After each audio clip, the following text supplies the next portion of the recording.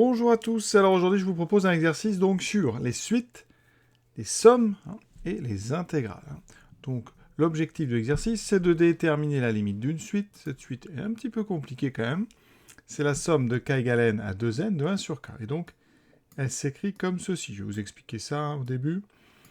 Et on va faire tout un travail pour arriver, vous voyez, à la question f de f, limite de la suite un. Vous voyez, quand même pas mal de travail. On va passer étonnamment par des intégrales et plein de choses. Donc on est parti. Cette suite, comment elle est? On nous dit donc somme avec le symbole, un sigma majuscule. Ici vous avez marqué k égale n. 2n, ça veut dire, donc ici, qu'on va écrire tous les termes qui s'écrivent 1 sur k en prenant d'abord k égale n, donc je remplace k par n, ça me fait 1 sur n, vous voyez, plus un deuxième terme, on mettra k égale le suivant de n, donc n plus 1, donc je remplace, ça fait 1 sur n plus 1, plus le suivant de n plus 1, donc n plus 2, etc. Et on fait ça jusqu'à le dernier terme de ma somme. Le dernier terme, c'est 2n, donc on aura de 1 sur n jusqu'à 1 sur 2n. Vous voyez, c'est ce qu'on nous indique. Pour l'écrire, eh bien, on écrit 1 sur n plus 1 sur n plus 1. Et on met ici 3 petits points. Et on met 1 sur 2n. Voilà. Et le but, c'est de trouver la limite donc, de cette suite qu'on va appeler un. Alors évidemment, un, vous voyez, ne peut pas exister pour n égale 0. Donc cette suite, on vous le dit, elle est définie donc, sur n étoiles. Ça veut dire que le premier terme, ça sera un. Alors elle est assez étrange cette suite. Pourquoi? Parce que regardez, u1, c'est donc 1 sur 1. Il n'y a qu'un terme qui vaut 1. u2, vous avez donc 1 sur 2, plus, alors on fait la somme, donc de 2 à 4. Donc on a 1 sur 2, plus 1 sur 3, plus 1 sur 6. D'accord? 1 demi, plus 1 tiers, plus 1 sixième, ça fait encore 1. Bon. u3, ça fait donc la somme de 3 à 2 fois 3, donc de 3 à 6. Donc de 1 sur 3, plus 1 sur 4, plus 1 sur 5, plus 1 sur 6. Alors là, déjà, c'est plus long à calculer, vous voyez. Et comme ça, on a une suite donc qui a de plus en plus de termes, mais qui sont de plus en plus petits. Donc il peut y avoir une forme d'équilibre qui se crée. Et donc l'intérêt, justement, c'est vers quoi va cette limite. Et donc l'intérêt du problème, c'est, eh bien, vers quoi va tendre donc les termes de cette suite. Donc de plus en plus de termes à l'intérieur, mais qui sont de plus en plus petits. Voilà. Mystère. Partie A. Donc je laisse le texte parce que là, c'est bien d'avoir sous les yeux, il y a beaucoup de choses. Donc ici, on demande donc eh bien, de trouver un plus 1 moins un. Donc je vais déjà écrire un plus 1. Alors un plus 1, c'est donc la somme de k égale n plus 1 à 2 fois n plus 1. Donc 2 fois n plus 1, ça fait 2n plus 2. De 1 sur k. Vous avez compris? Donc, quand je fais quel que soit n appartenant à n étoile, quand je calcule n plus 1 moins un, qu'est-ce que j'ai? J'ai donc la somme de k égale n plus 1 à 2n plus 2, des termes qui s'écrivent 1 sur k, plus la somme de k égale n à 2n, des 1 sur k. Donc, regardez, alors il y a un moins entre les deux, pardon, j'ai mis un plus, un moins. Qu'est-ce qui va se passer? Alors, je ferai la liste, mais on pourrait déjà trouver. Vous avez ici, donc dans la première somme, il y a des termes qui sont dans la deuxième, donc ils vont s'annuler entre eux. Lesquels vont s'annuler? Tous ceux qui sont communs. Donc la première somme, vous voyez ce que je pourrais faire. Même je vais le faire tout de suite. Je vais la séparer en deux. Je vais aller de n plus 1 jusqu'à 2n. D'accord? Qu'est-ce que j'ai oublié? J'ai oublié le 2n plus 1 et le 2n plus 2. Donc je vais rajouter ça en dehors de ma somme. Donc je fais 1 sur 2n plus 1. J'écris le terme pour k égale 2n plus 1 et le terme pour k égale 2n plus 2. Moins ma somme ici. Alors de n à 2n, moi je vais enlever juste le premier pour avoir ici le même début que j'ai là. Donc je vais écrire d'abord le premier et il me reste la somme. Donc de k égale n plus 1 à 2n et 1 sur k. Et vous voyez ici, toute cette somme, eh bien, je la retrouve exactement ici. Donc, il y a 3 termes, en fait, qui ne sont pas communs. Il y a 1 sur 2n plus 1, plus 1 sur 2n plus 2, et moins 1 sur n.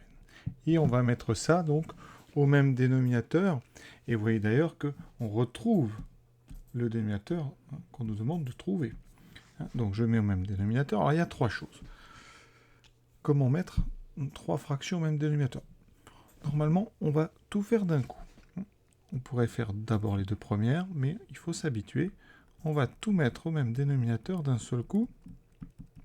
Donc ça veut dire que la première fraction, on avait déjà le 2n plus 1, il va nous manquer le 2n plus 2 et le n. Donc je multiplie en haut et en bas par 2n plus 2 fois n.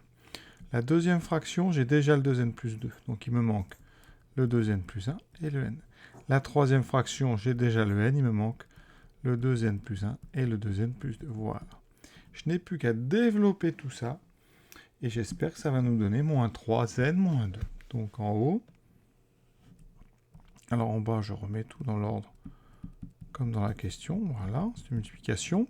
Ensuite, 2n carré, plus 2n carré plus n, moins, alors il y a plein de choses, on fait attention, 2n fois 2n, ça fait 4n2, moins 2n fois 2, 4n, moins 2n fois, donc 1 fois 2n, donc moins 2n, moins 1 fois 2, donc moins 2. Qu'est-ce qui va disparaître? Alors, 2n2, ça fait 4n2, ça s'annule. Ensuite, j'ai 2n, j'ai moins 2n. Il me reste n moins 4n, donc moins 3n, moins 2. C'est génial, c'est ce qu'on voulait. Je vais le mettre ici, donc moins 3n moins 2 sur n fois 2n plus 2 fois 2n plus 1. Donc c'est bien ce qu'il fallait démontrer, CQFD. Alors, juste petit point, je vais refaire la partie sans utiliser ma petite technique là de transformer les sommes. On va écrire tous les termes, puis on va comme ça regarder qu'il y a bien des choses qui s'annulent. Donc la première somme, ça commence à 1 sur n plus 1. Ensuite, on aura 1 sur n plus 2, 1 sur n plus 3, etc. Jusqu'à 1 sur 2n plus 2. Sans oublier qu'avant, on avait forcément 1 sur 2n et 1 sur 2n plus 1. Voilà, ça c'est ma première somme. Moins, je vais la mettre dessous. La deuxième, donc j'aurai la somme donc de 1 sur n. Alors je vais tout de suite développer le moins. Moins 1 sur n plus 1.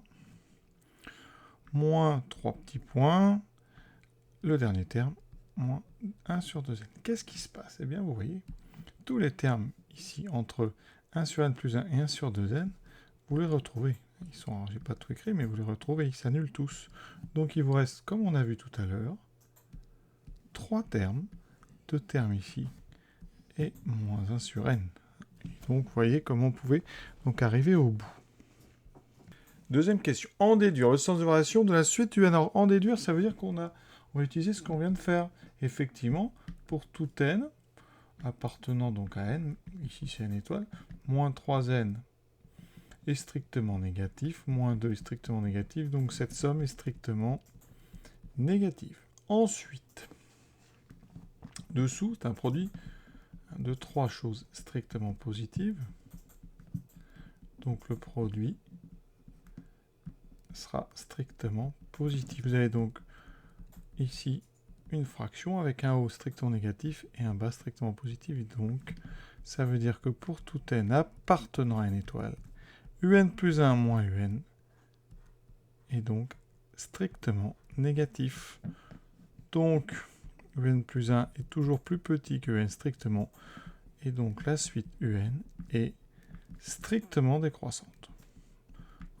Alors, nous, décroissante, ça nous suffira, vous allez voir. Voilà.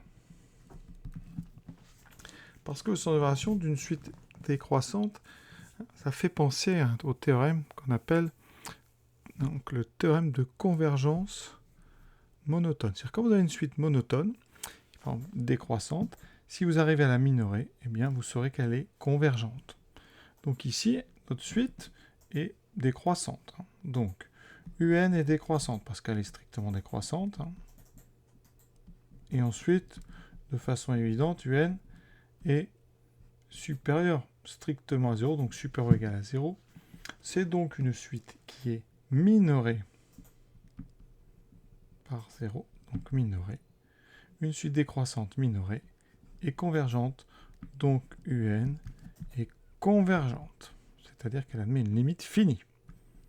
Et comme elle est minorée par 0, cette limite, donc pour être vraiment clair, limite de un est égal à un nombre L, L appartenant à R, et on sait obligatoirement, comme c'est minoré par 0, que L est supérieur ou égal à 0. Donc L appartient à R+. Voilà ce qu'on peut dire de notre première question. Et d'ailleurs, je n'avais pas vu, mais j'ai déjà répondu à la question 3 en faisant tout ça. Donc ça, c'est la question 3.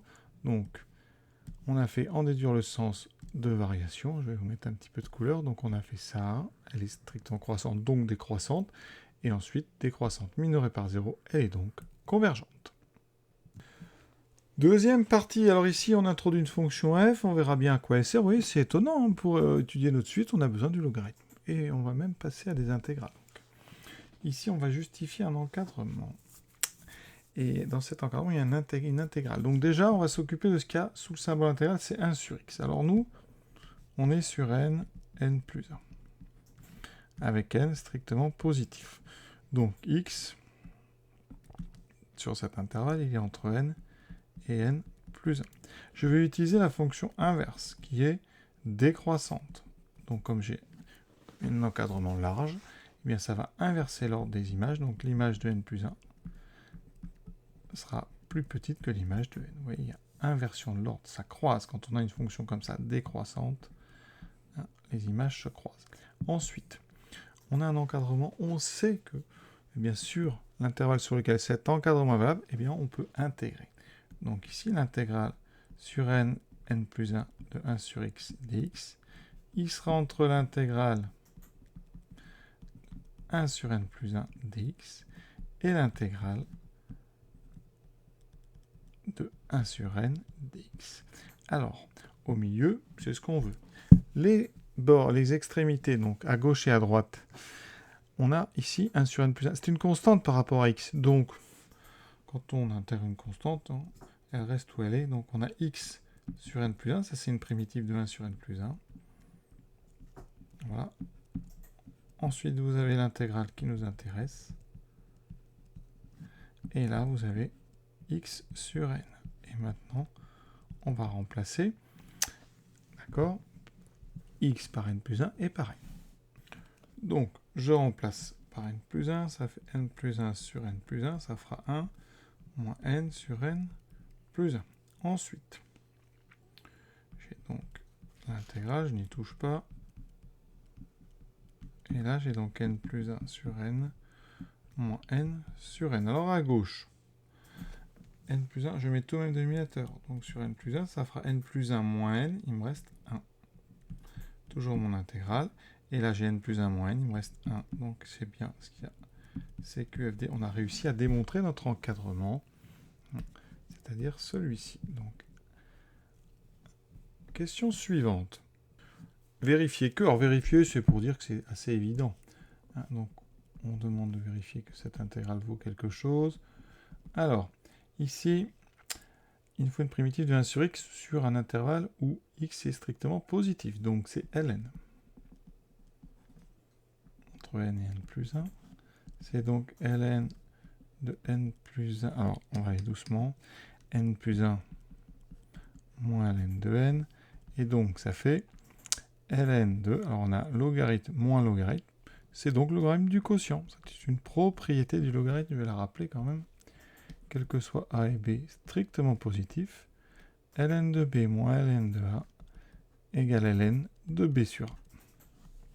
Alors, est-ce que je peux faire quelque chose? Alors, f, si, je reconnais, ouais, j'ai un petit bout de f ici. Donc, je n'ai pas le 1 sur x, donc je vais mettre le 1 sur x de l'autre côté.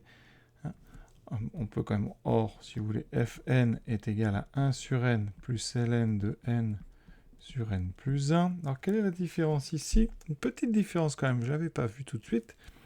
Dans les parenthèses, j'ai n sur n plus 1. Ici, j'ai n plus 1 sur n. Donc, attention, il y a un petit piège. Alors, pour tout a, ln de 1 sur a, c'est moins ln de a. D'accord? Donc, ça veut dire que si vous avez ln de b sur a, ça sera moins le logarithme de l'inverse de b sur a. Et l'inverse de b sur a, c'est a sur b. D'accord? Donc ici, eh bien, ou ici, je vais plutôt changer fn, ça fait 1 sur n moins ln de n plus 1 sur n. D'accord? Et donc ici, vous voyez, je mets le 1 sur n de l'autre côté. ou plutôt le ln, ln de n plus 1 sur n, je le mets à gauche, il me reste 1 sur n, moins f de n, voilà. Regardez, je vais le faire ici, hein, donc ln de n plus 1 sur n, égale 1 sur n, et j'enlève fn des deux côtés, donc moins fn. Voilà ce que j'ai ici, donc c'est ce qu'il fallait démontrer. Question C, alors on déduire un encadrement donc de fn. Donc je rappelle, fn, c'est donc 1 sur n plus ln de n sur n plus 1. On vient de faire pas mal de choses. Donc, en déduire, alors, on vient, vous voyez, de trouver que 1 sur n moins fn, c'était donc cette intégrale. Et cette intégrale, on avait un encadrement, donc ça, c'est pas mal. Alors, donc ici, je rappelle que l'intégrale de n à n plus 1 de 1 sur x dx, c'est donc 1 sur n plus 1 sur n ici. Alors, cette intégrale, je sais que c'est 1 sur n moins fn. D'accord, ça c'est la question B. Question A, question B. Voilà. Donc maintenant, je vais me débarrasser du 1 sur n. Donc j'enlève des deux côtés 1 sur n. Donc j'ai 1 sur n plus 1 moins 1 sur n, plus petit que moins fn, plus petit que 0. Et je multiplie tout par moins 1. D'accord. Donc ici, ça veut dire que je retrouve ici. Quand on multiplie par moins 1, ça change le sens. Et là, j'aurai donc 1 sur n moins 1 sur n plus 1. Et si je mets ça au même dénominateur, donc, pour tout n non nul, fn est bien entre 0 et donc même dénominateur, ça sera donc sur n plus 1, et en haut j'aurai quoi? N plus 1 moins n, c'est-à-dire 1. Voilà ce qu'on voulait démontrer. Jusque-là, ça va à peu près, on est bien guidé en tout cas. Deuxième question, maintenant, enfin deuxième grande question. Maintenant, on fait une autre suite, une suite SN un petit peu plus compliquée que l'autre. C'est la somme donc de n à 2n, d'accord? Cette fois-ci des 1 sur k fois k plus 1. Ça tombe bien parce que, regardez, on vient de démontrer un encadrement avec 1 sur n fois n plus 1. Donc ça va nous servir. Donc notre question, ici, il faut encadrer fn plus 1, etc., plus f 2n. Pour faire ça, on va sommer. Ça veut dire qu'on va écrire plein d'inégalités. Ici, donc, je sais qu'fn est entre 0 et 1 sur n fois n plus 1. Ensuite, fn plus 1, j'utilise la même propriété. C'est valable pour tout n non nul. Donc fn plus 1 est entre 0 et 1 sur, je remplace n par n plus 1 fois n plus 1 plus 1, donc n plus 2. Et ensuite, j'écris tout ça jusqu'à la dernière f2n. Donc 1 sur 2n, 2n. Donc je remplace n par 2n, ça fait 2n plus 1. Et on somme. On ajoute toutes ces inégalités. Qu'est-ce que j'ai? J'aurai 0. Ici, j'ai effectivement fn plus fn plus 1 jusqu'à f2n. Ici, j'ai bien la somme, vous voyez, alors j'ai la somme pour k allant de n à 2n des 1 sur k fois k plus 1. Et ça, c'est exactement notre somme Sn. Donc voilà, vous voyez, c'est juste, on somme un certain nombre fini d'inégalités ou d'encadrements. Question suivante, petite écriture. Là. Il faut trouver A et B tel que 1 sur x fois x plus 1 s'écrit A sur x plus B sur x plus 1. Donc, je vais partir de A sur x plus B sur x plus 1. Je vais le mettre au même dénominateur. Donc, j'aurai x fois x plus 1. Et là, j'aurai donc ax plus 1 plus bx. Je développe, je mets les x ensemble. Donc, j'ai a plus bx plus 1 fois a, donc plus 1. Et il me reste dessous x fois x plus 1. Et ça, il faut que ça soit égal à 1 sur x fois x plus 1. D'accord? Donc, on a deux divisions ici, avec un même quotient. Donc forcément, pour tout x, on doit avoir a plus b fois x plus a qui doit être égal à 1. Alors vous pouvez utiliser par exemple ici une propriété qui dit que deux polynômes qui sont tout le temps égaux, sur R, eh bien, ils sont forcément avec des mêmes coefficients. Donc ici, à gauche, vous avez a plus b, x plus a. À droite, c'est donc 1, mais c'est 1, c'est 0x plus 1. Donc le coefficient de x à gauche, c'est a plus b. Le coefficient de x à droite, c'est 0. La constante à gauche, c'est a. La constante à droite, c'est 1. Alors on pourrait faire autrement. Par exemple, en prenant, comme c'est vrai pour tout x, on pose. Alors par exemple, x égale à 1. Comme ça, vous avez une première relation entre a et b. Puis ensuite, on pose x égale à 2. Et vous avez une deuxième relation. Et avec ça, vous allez trouver bien la valeur de a et b. Alors a vaut 1. Et b vaut donc moins a, donc moins 1. Avec mon système x égale 1, x égale 2. Donc pour x égale 1, je trouve a plus b plus a égale 1. Je trouve donc 2a plus b égale 1. Vous voyez que c'est beaucoup plus long. Ensuite, j'ai 2a, donc plus 2b, remplaçant x par 2, plus a qui doit être égal à 1. Donc ça va me donner 3a plus 2b égale 1. Vous voyez qu'il y a beaucoup plus de temps ici de travail. Donc sincèrement, utiliser cette propriété plutôt sur les polynômes, qui dit que deux polynômes qui sont égaux pour un nombre ici infini de valeurs sont forcément deux polynômes avec c'est les mêmes polynômes, donc les coefficients sont forcément égaux. Ça s'appelle la méthode de l'identification.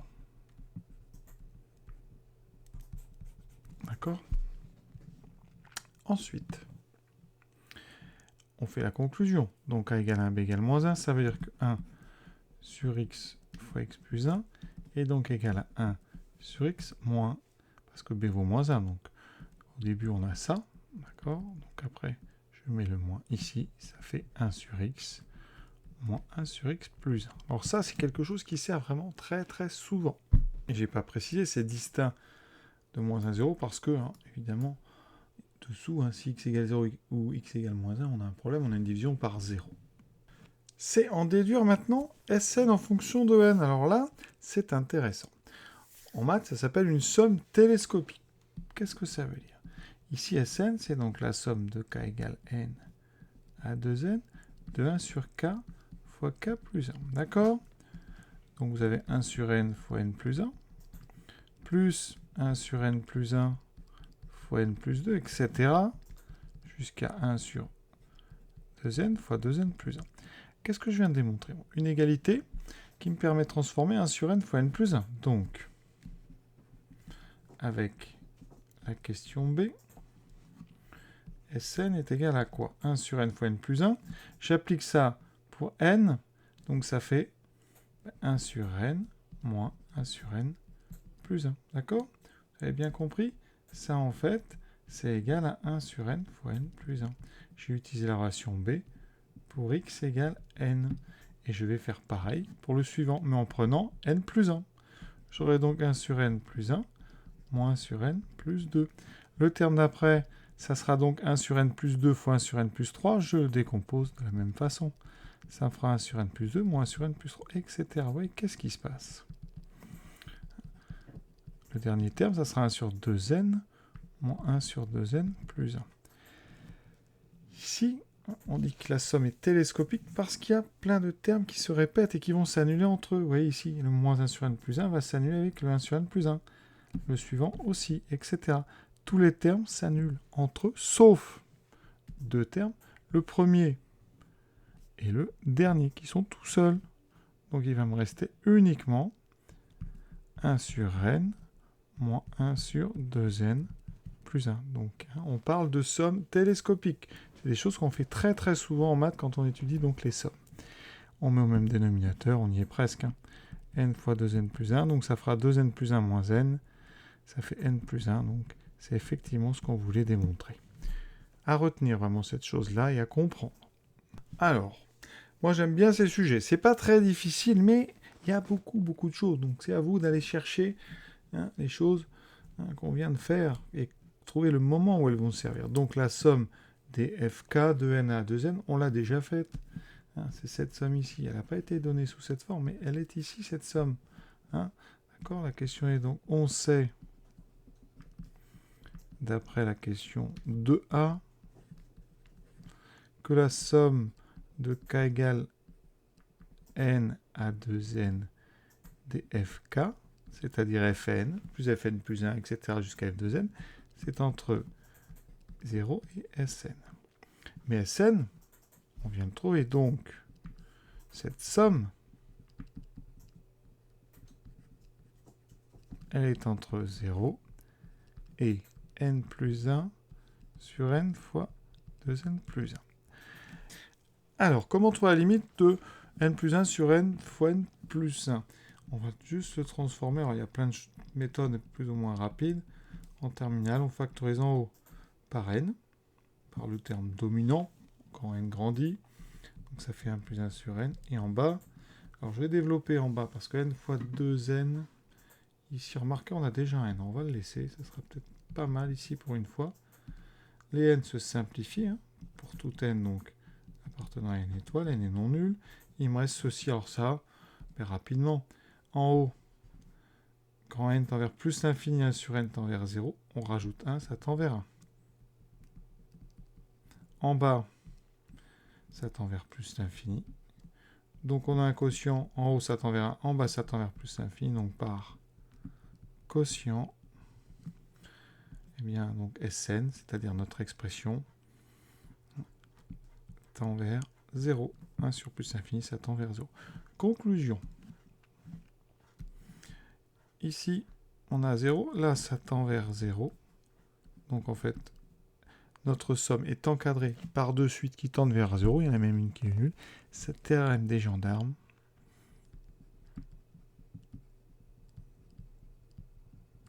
Hein, eh bien, somme de k égale n à 2n dfk tend donc vers 0 quand n tend vers plus l'infini. Avant-dernière question, on s'approche du but. Donc ici, on vous demande de vérifier une égalité. Vérifier, ça veut dire que c'est pas si dur que ça. Alors Fn, on vous demande Fn plus Fn plus 1 plus etc. jusqu'à donc F2n, ça fait quoi ça? Donc pour tout n supérieur ou égal à 1, Fn plus 1 plus 3 petits points F2n. Ça vaut d'après les formules que j'ai au-dessus. Donc Fn c'est 1 sur n plus ln de n sur n plus 1. Fn plus 1 c'est 1 sur n plus 1 plus ln de n plus 1 sur n plus 2. C'est pas un exercice très simple, hein, j'avoue, parce qu'on peut se perdre à force. Jusqu'à 1 sur 2n ln de donc 2n sur 2n plus 1. Il faut retrouver ici un. Un, c'est la somme de 1 sur n. Ça, on l'a. Vous voyez, hein, ici, devant chaque, j'ai les bons termes. Donc, ça veut dire qu'ici, je vais avoir, donc, je vais les écrire tous 1 sur n, plus 1 sur n plus 1, plus 3 petits points, 1 sur 2n, 3 petits points, plus tous mes logarithmes. Alors, les logarithmes, il y en a beaucoup, et c'est là qu'il y a un travail. Donc, j'ai ln de n sur n plus 1, plus ln de n plus 1 sur n plus 2, etc. 3 petits points jusqu'à ln de 2n sur 2n plus 1. Et là, il va falloir un petit peu de place, mais on est vraiment presque au but, vous allez voir. Donc, la première partie, vous reconnaissez la somme, elle est encore écrite.